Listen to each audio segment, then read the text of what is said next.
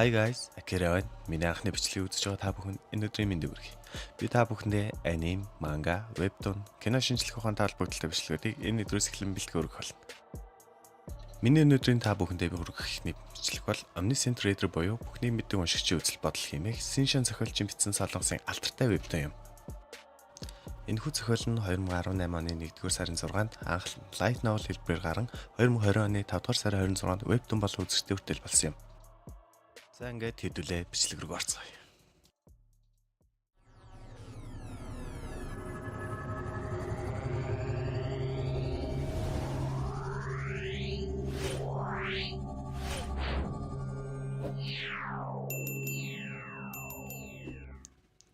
Эхлэл хэсэг.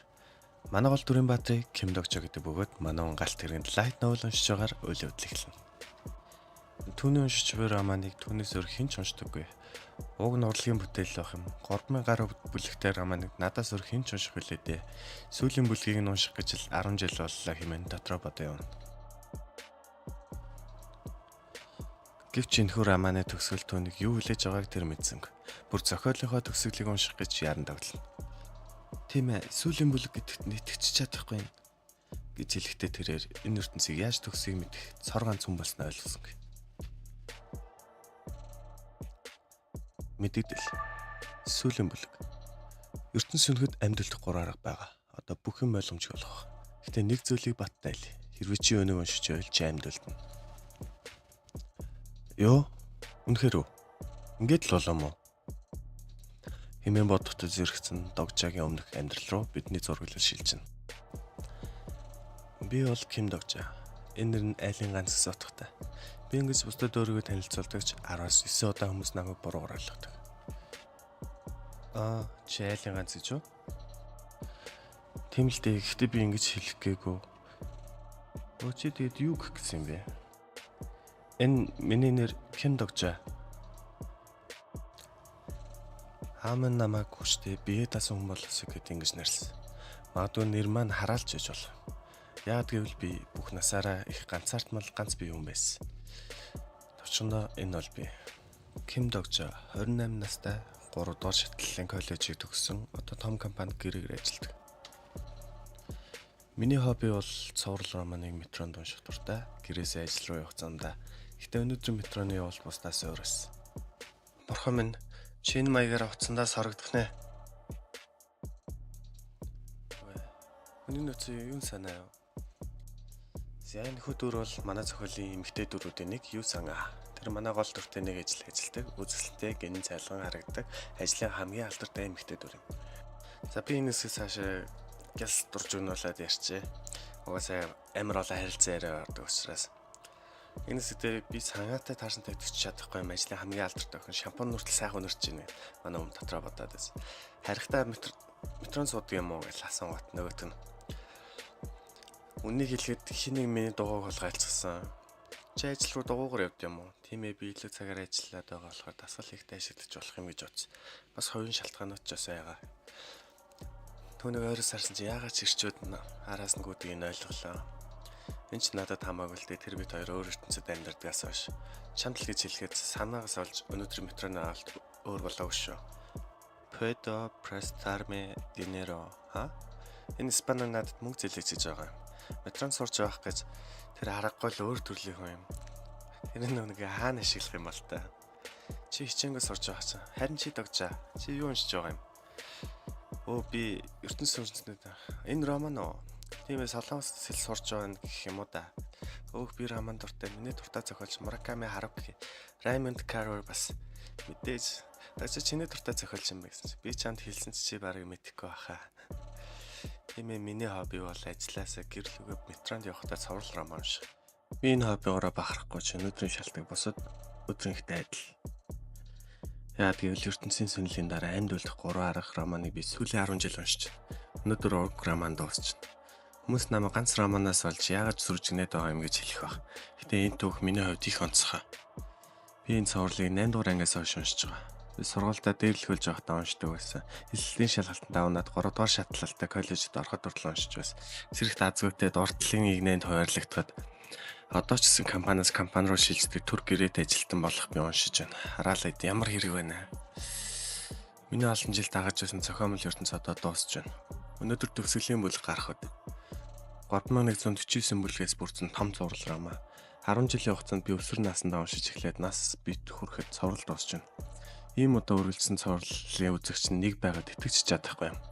Эхний бүлэг ойролцоогоор 1200 үзэгчтэй байсан. 10 дугаар бүлэг дээр 20 үзэгч, 5 дугаар бүлэг дээр үзэгчинтэй 12-оор багассан. Харин одоо би ганцаараа л уншиж байна. Энэ төг зөвхөн надад л зориулж бичигдсэн. Би энэ зохиолын хандив хийж дэмжихийг хүссэн. Даанч цалин багтаа үнд хийх боломж байсан. Тийм болохоор би зохиолч сэтгэлдлээр таларснаа илэрхийлсэн. Би энэ цоврлыг бусдад санал болгоход тэд намайг шүүмжилсэн. Хөвчөдөө хандвал энэ их гоё цоврал хүмүүс харигсан. Багчаа бодотойсэн чинь бид компанид ажиллаж жил болж байгаа юм байна. Өмнө жил яг энэ үеэр орсон юм байна. Цагч хурдан өнгөрч шүү. Түүнийг энэ дэснийг мартчихсан. Би сэдв өөрчлөх хэрэгтэй болоо. Тийм шүү, тэр үед бид юу руу орж байгаагаа ч мэдээгүй. Тийм ээ, өчигдөрх юм шиг л санагдаж байна. Бидний гэрээ удахгүй дуусгах гэж байгаад итгэж чадахгүй юм. Би мартчих. Санаа сайн ажилласан болохоор бүтэн цаг ажилтан болж тушаалт ивсэн. Нэрнтэй хоцорч баяр хүргэж байгаа даашлаар бид ч бас гадаад хэлс орхол хэрэгтэй. Зүгээр дээ тогтцоо, би үр дүнгийн тайлангаа хийж дуусаагүй байгаа. Хүлийн зөвшөөрмөр байгаа санаа их дог юм. Бид романы дүр байсан бол тэр баттай гол дүр нөх бол ойлгомжтой. Би оролдоогүй, харин санаа байдаг чадлаар хичээсэн. Би роман уншдаг байхад санаа сурч байсан. Санаа бүтэн цагийн ажилтан болж би болоогүй тодорхой байсан. Тогтцоо, за.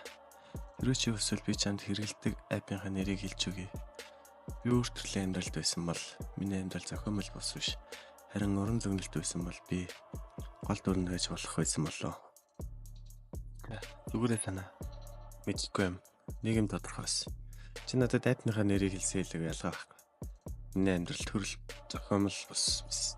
Энэ төрөл би гол дүр байгаагүй, харин зүгээр л уншигч нарт. Би өөрийнхөө амьдралаар амьдрах хэрэгтэй. Чиний амьдрал чи өнөхөр сонирхолтой зүйл хэлэх юм аа. Би ч бас өөрийнхөө амьдралаар амьдрах бол. Би чам шиг бүрэн дүр амьдрна. Тэр ядахтай ярих бол зурс. Тэр үед би огтонч мэдээгүй. Энэ Исагогийн зохиолч унштай. Дараа надад юу болох талаа. Баярлалаа, та Исагогийн зохиолч нөө. Чиний ачаар би түүхэд босгож чадсан тийм бас тэмцээнд төрүүлсэн. Исаго тэмцээнд орж байжээ. Баяр өрөө ихтэй ямар төрлийн тэмцээн юм бэ?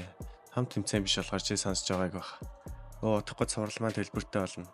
Өнөөдөр танилцуулгаас эхлээд төлбөртэй болно. Талархснаа илэрхийлээд би чанд онцгой бэлгээ болмоор байна. Чи надад цахим шударга хэлээд өгөөч. Тэр үед би мэдээгүй юм. Энэ ертөнцид юу болох гэж байгаа талаар. Чиний ачаар миний төв хэвлэлтэд орохоор болсон штэ. Исаго тэмцээнд ялсан гин. Бэлгийн карт юм болов уу? $50 бэлгийн карт байвал гоё. Бэлэг ирчлээ. Ким догжаа. Өнөөдрийн 7 цагаас Исаго роман маань төлбөртэй болно. Энэ танд туслан амжилт хүсье. 7 гинэ. Одоо 6-аас 55 болж байна. Тэгэхээр надад 5 минут үлдээч. Би дуртай эсвэрэг орноо. Саний юмдаа төлбөртэй болох гэж байгаа болохоор энэ цавралыг устгахчихсан юм бах та. Юу вэ? Юу болоод байна? Алан идэгс нэрийн дайрал доо. Санаа чи зүгээр үү? Тийм энд юу болж байгаа гэж бодож байна. Би санаа зов юу ч биш. Санаанд үе тохиолдолд би яг тэр үед цагаа харсан. 7 цаг болчихсон. Тэгэхээр төлбөртэй. Зүгтаараа. Догжаа юу болоод байна? 1612 дахь үн хурцлыг дуусна. Гол үнэл нь одоо нөсгөлцөн. Энэ амьдралын төрлийн өөрчлөлт зүй байсан. За энэ зохиолын эхний анги энэ үрээ дуусч байна. Хэрвээ та бүхэн таалагдсан юм бол лайк, комент, subscribe дарахаа битээ мартаарай.